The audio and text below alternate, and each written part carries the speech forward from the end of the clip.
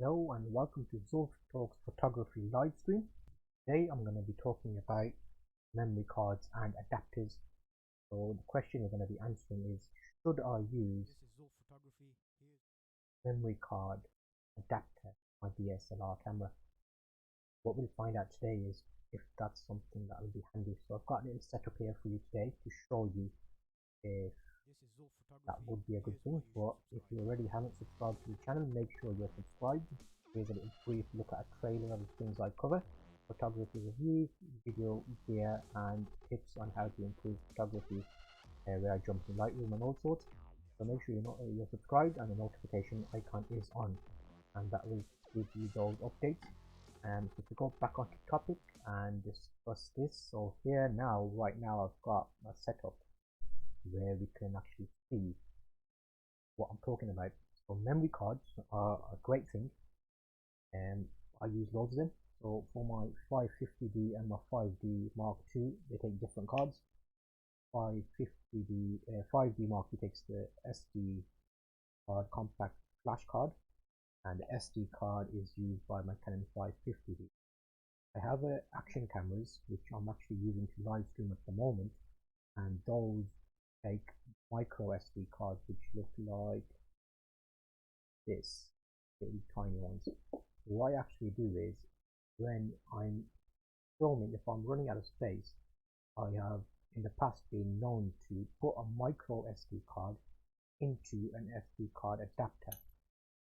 That basically fits in there. That micro SD card has become the same size as the SD card. The question I'm looking to answer today is there a difference between one camera, that's 550D, but 5, out of the 5, it's a 550. I'll show you there. Now that fits straight into there. Long way around from. Okay, so there we go. So now that's ready for action, for shooting photos or video. The question is there a difference between adapting a small SD card to a micro SD card to SD card versus using an SD card? So yes, there is. So if I go back to topic and types of cards are covered, why using adapter, I'm not really covered that. So if I covered that, when you're at a pinch, if you're using a camera and you've run out of memory, you've got an action camera which has a high capacity micro SD card, you can technically use that card in another device. So that's why you would use it. If you're running out of other options and it's your last alternative, rather than have nothing, that's why. Speed check, I'll take you over to my screen and give you that information. And we'll have a quick look at the cards. So what I did was I did a quick benchmark test. If I bring it back over to my monitor here, this little test here you can see was writing a 2GB file to a micro SD card into, let me bring it back there. That was basically what I was naturally that out. That micro SD card in SD adapter. Like that. But that's what I did the test on, and that's what I'm going to show you here. You can see that finished test gave me a writing speed of 11 megabytes per second. That's really low. It's not great. That's because it was adapted. When it wasn't adapted, I would get a higher speed, and I'll show you that right now. So, unadapted version of a card, I put that into my drive now. So remember these numbers: 11 writing speed and 21 for verify. So 11 and 21.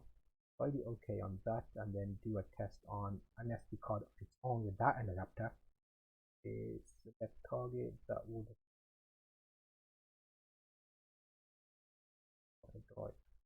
open up PC. The L. Okay, so the L is the drive I want to do the test on. So then now let's do it on the same. Let's do it on 2 GB. Yeah, that's fine. I'm not leaving total capacity. That's fine.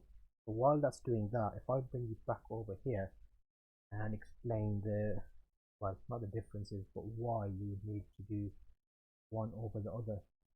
So SD card, micro adapter, you need to use it long term. I would not advise it. So long term is not a good option.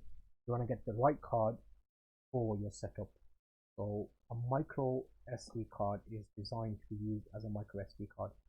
You can get good adapters, because let me show you that actually. Good adapters versus bad adapters. So I've got an adapter here which I used, which didn't actually work. So that Kingston adapter, you bring it back in the lights. This Kingston adapter here did not recognize my micro SD card, whereas this SanDisk one did. So there is a varying difference in types of adapters you can use. If you have the right ones, they perform a little better, whereby you can use it temporarily. But long term, I would not suggest it, especially if you're doing videography. So you're mainly going to be here to see an option of can you upgrade cards or use different cards in different devices and use adapters. Not a great way of doing it based on the speed check that I'm running at the moment, which is shortly finishing. If I bring you back over to this screen here, you can already see, oh, it was 11 and 21, wasn't it? Is that right? Comment below, let me know what it was. I've gone a bit blank. So it was 11 and 21, whereas now it's actually writing at 40.5 megabytes a second and verifying at 43.5. Well, that's 4 times quicker than what it was before. So, moral of the story, don't use adapters. They're not great. They're not great at all. I just done that live test and shown you that. So, these things where you're making a small card bigger to use in another device, as a last resort, okay, but long term, don't do it. I have got a couple of extra videos which will help you also get around a few issues that you will face, because these cards are really cheap on eBay. The SD, micro SD, well, any card it basically is cheap on eBay. It's because, in my experience, all of them are fake. I've bought a few. I've done a whole new separate video about that. So what I will do is I'll link you to that. And on the right is that video that I'm talking about. So it's basically making sure you get a legit card. So don't buy it off eBay. Buy it from a reputable seller. And on the left is a video that YouTube thinks you should be watching. Decide which one you're going to carry on watching, and I'll see you on the next one. If you're not subscribed, make sure you're subscribed so the notifications come to you, and I hope to catch you on the next live stream so I can answer some live questions. I'm on those social media sites, so check it out if that's something you'd like to do. But let's see you on the next video.